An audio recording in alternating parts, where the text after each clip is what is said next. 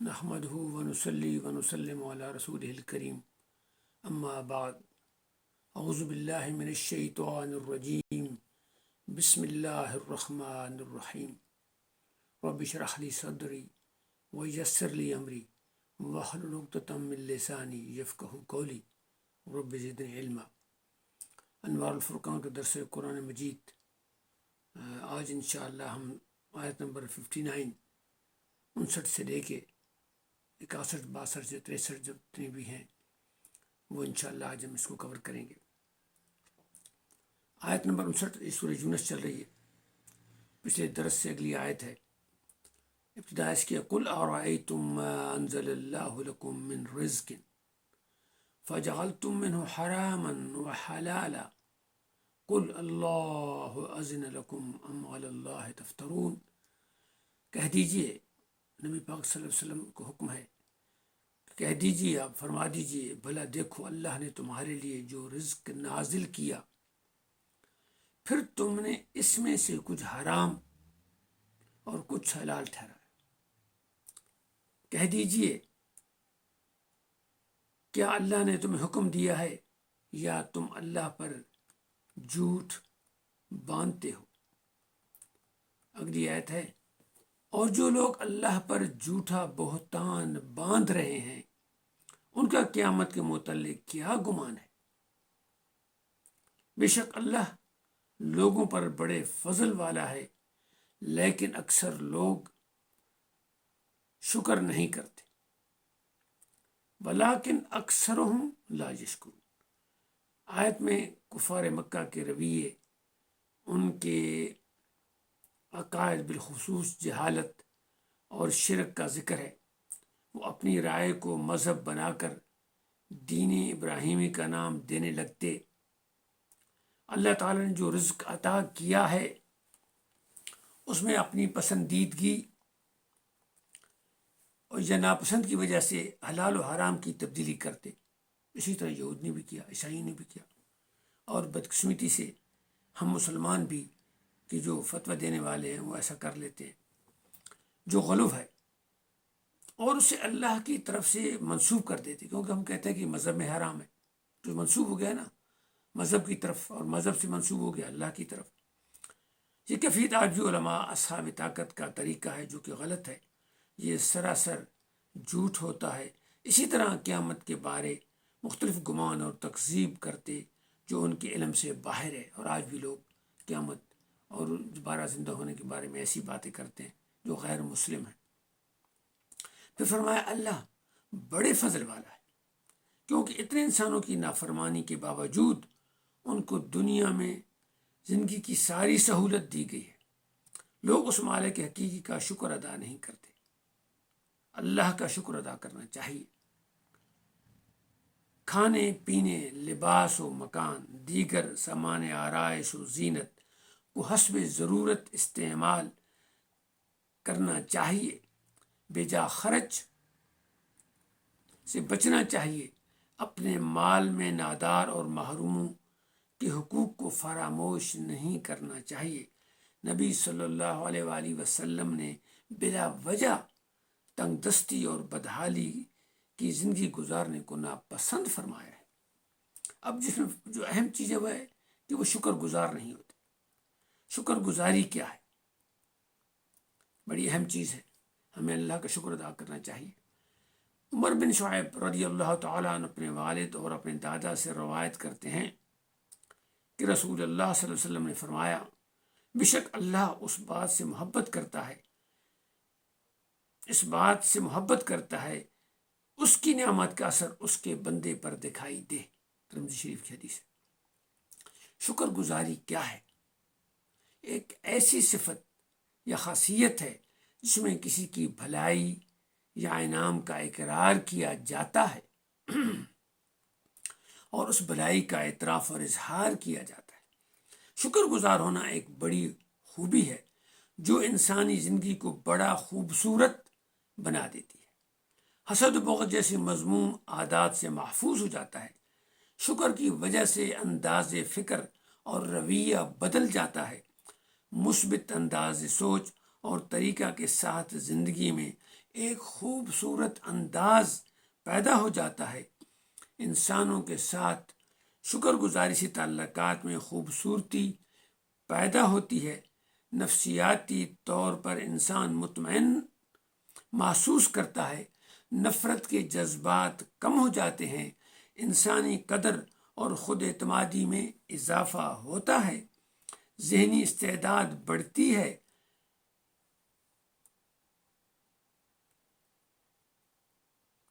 بحوالہ یہ ہماری نفسیاتی چیزیں ہیں جو سائیکالوجی ٹوڈے ایک میگزین سے لی گئی ہیں۔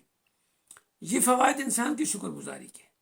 ایک حدیث کے مطابق اگر کوئی آدمی انسانوں کا شکر ادا نہیں کرتا، وہ اللہ کا شکر بھی ادا نہیں کرتا۔ اللہ تعالیٰ کے شکر کی کیفیت انسانی شکر کے مقابلے میں بہت بلند ہے۔ اس کی وجہ اللہ تعالیٰ کے انسان پر بے شمار انعام و اکرام ہے، جن کی مقدار، اہمیت، ضرورت اور فوائد بہت زیادہ ہے۔ اس شکر کی مثال، یعنی اللہ تعالیٰ کے شکر کی مثال اس طرح ہے جیسے ہوا میں پرندہ اڑ رہا ہے، اس کی چاروں طرف سے ہوا اٹھائے ہوتی ہے۔ یہی کیفیت اللہ تعالیٰ کے نام کی، چاروں طرف سے اللہ تعالیٰ کے انعاموں نے ایک انسان کو اٹھایا ہوا ہے، اور اس صورت کی وجہ سے انسان سراپا شکر بن جانا چاہیے، اور اچھا وہی ہے کہ جو بن جاتا ہے۔ اللہ تعالیٰ کی ذات چاہتی ہے کہ انسان شکر گزاری کا متصف ہو جائے۔ اے اللہ، ہمیں شکر ادا کرنے کی توفیق عطا فرما۔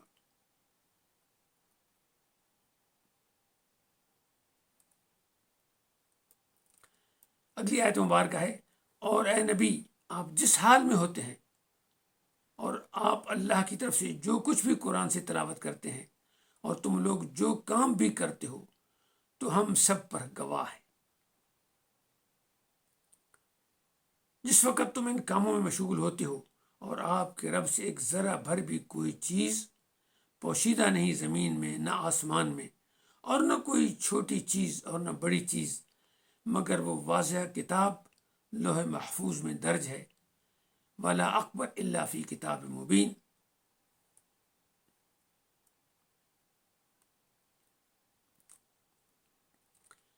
الا ان اولیاء اللہ لا خوف علیہم ولا هم یحزنون۔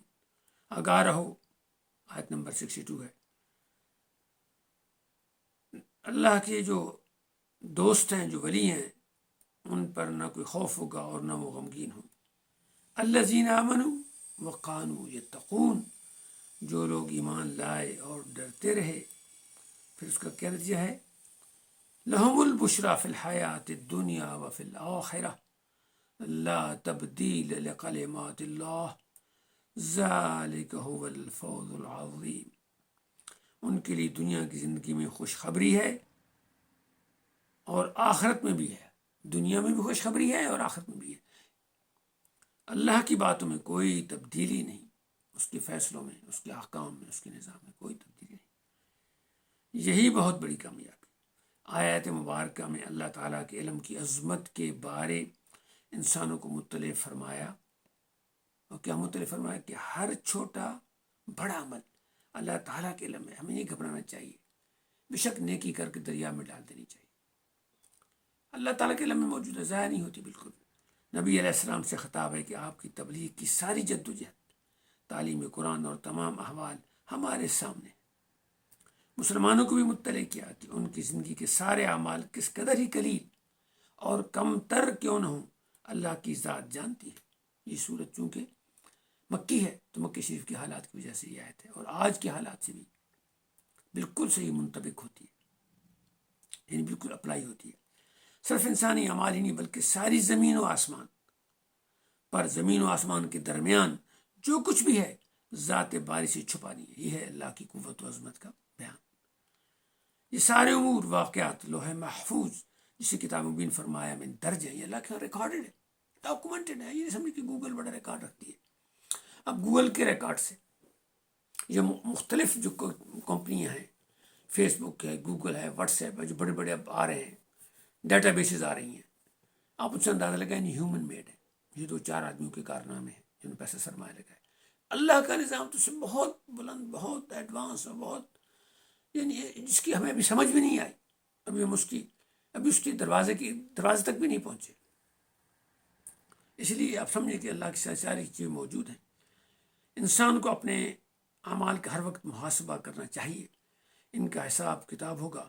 لوح محفوظ کی معلومات احادیث کی روشنی میں یہ ہے کہ ساری کائنات کی ابتدا سے انتہا تک امور کی تفصیل موجود ہے، جس کی ایک دلیل ہے کہ ساری کائنات جو انسانی عقل و علم سے بہت ماوراء ہے، بہت بڑھ کر ہے، بڑے منظم طریقے سے چل رہی ہے.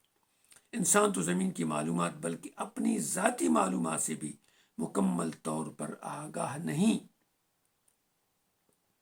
جدید سائنس نے ثابت کر دیا ہے کہ معلومات یا ڈیٹا کا ذخیرہ کوئی مسئلہ نہیں ہے. سپر کوانٹم کمپیوٹر کی ایجاد اور موجودہ ترقی کی رفتار کے پیش نظر آنے والے وقتوں میں بہت ترقی کی امید ہے کہ اور آگے بڑھیں گے. معلومات رکھنا، ان کو منتقل کرنا کوئی مسئلہ نہیں رہا.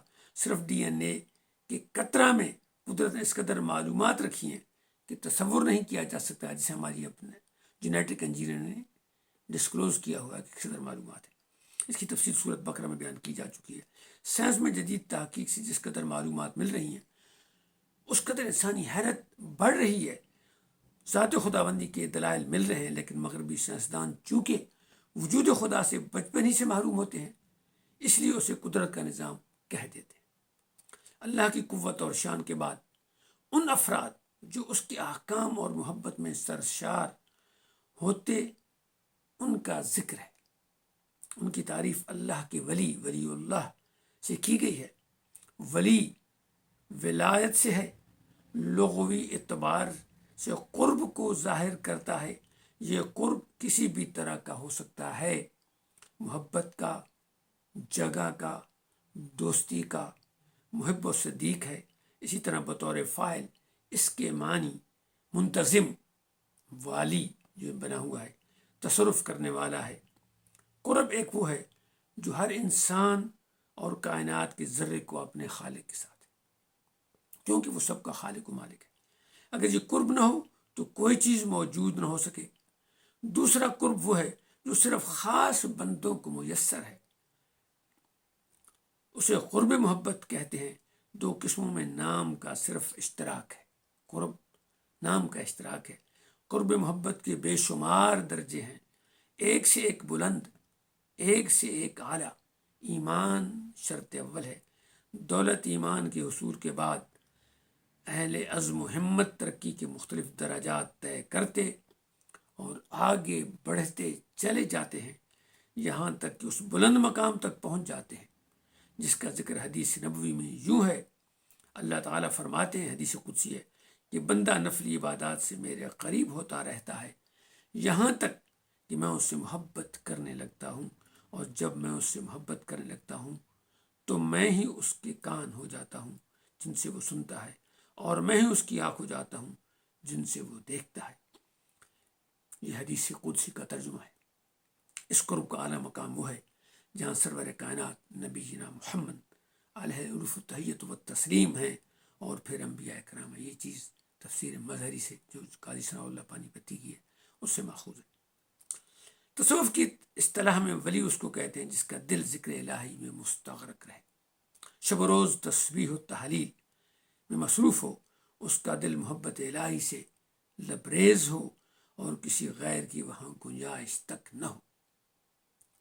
اگر وہ محبت کرتا ہے تو اللہ تعالیٰ کے لیے، اگر کسی سے نفرت کرتا ہے تو اللہ تعالیٰ کے لیے.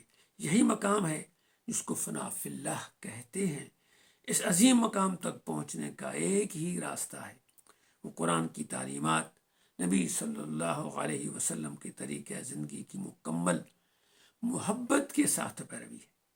مومن فرائض اور نوافل پر پابندی کرنے سے اس مقام پر پہنچ جاتا ہے کہ اللہ تعالیٰ کی صفات کا مظہر بن جاتا ہے.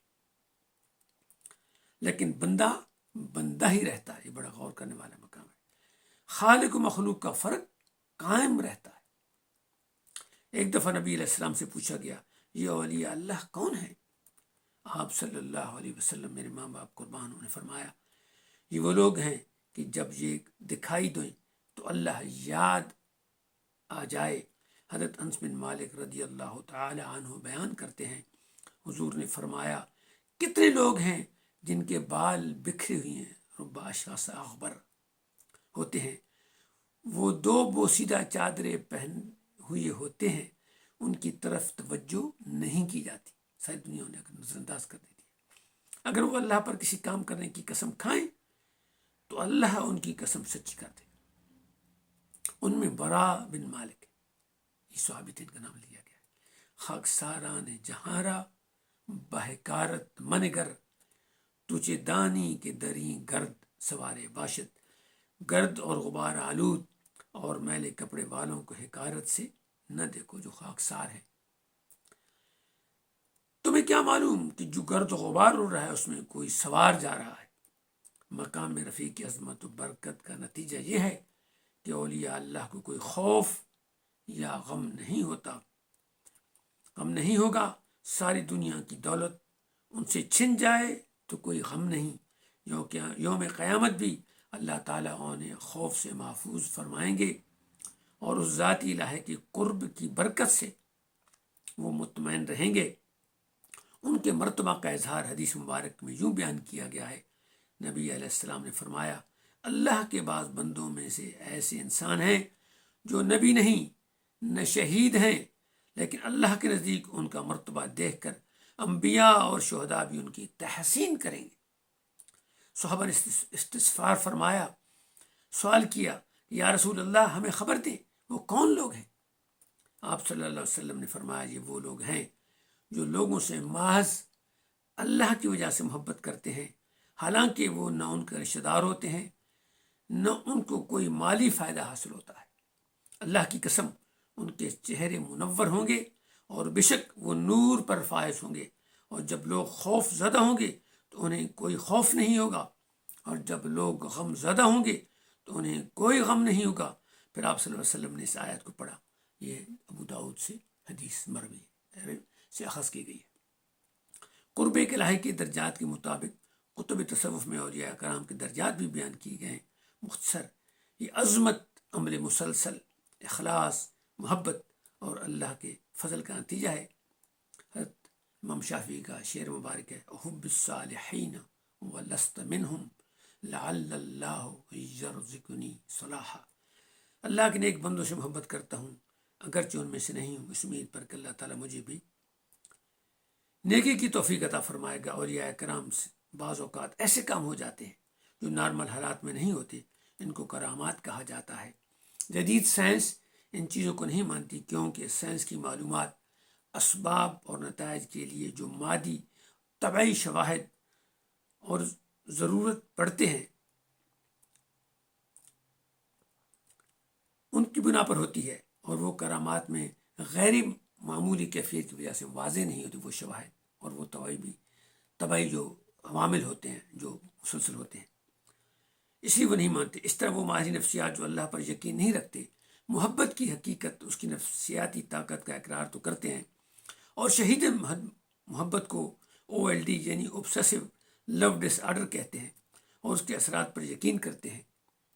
مذہب پر یقین کرنے والے ماہرین نفسیات اور طبی ماہرین محبت کی کیفیت اور اس کے اثرات کو مذہبی نقطہ نظر سے بھی یقین کرتے ہیں اور نفسیاتی نقطہ نظر سے بھی یقین کرتے ہیں۔ اس طرح کی معلومات کے لیے سوسائٹی برائے نفسیات، مذہب اور روحانیت قائم ہے، جو کہ واشنگٹن امریکہ میں اس کا مرکز ہے، اور سیمائی مجلہ شائع کرتی ہے۔ محبت کی حقیقت اور واقعات کو سب تسلیم کرتے ہیں، خواہ مذہب پر یقین کرنے والے ہوں یا انکار کرنے والے ہوں، لیکن تشریحات میں دونوں مختلف ہیں۔ محبت والوں کی، ایمان والوں اور مذہب ماننے والوں کی تشریح اور ہے، obsessive love disorder کی، اور جو نہیں مانتے ان کی اور ہے۔ نفسیات میں اسلامی تعلیمات کی رہنمائی کسی بھی ماہر نفسیات کے لیے نفسیاتی مسائل حل کرنے میں زیادہ آسان اور کامیاب ہے۔ انسان کی اندرونی کیفیت، قلبی اور ذہنی حالت اور اطمینان کا حصول اس کے لیے ذریعہ آسان ہو جاتا ہے۔ اللہ تعالی ہمیں قرآن مجید کو سمجھنے کی، اس پہ غور کرنے کی توفیق عطا فرمائے۔ اللہ تعالی ہمیں نیک بندوں میں شامل عطا فرمائے، اور ہمیں محبتیں اور آرام اور راحتیں اور آسانیاں سب تک پہنچانے کی توفیق عطا فرمائے۔ وما غلنا البلاء المبین۔ جزاکم اللہ خیر۔ انشاءاللہ اگلی دفعہ درس مبارک میں ملاقات ہوگی۔ السلام علیکم ورحمۃ اللہ وبرکاتہ۔